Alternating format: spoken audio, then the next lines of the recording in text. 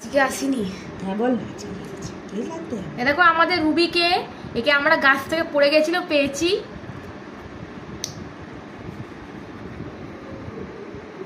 ওর নাম রুবি।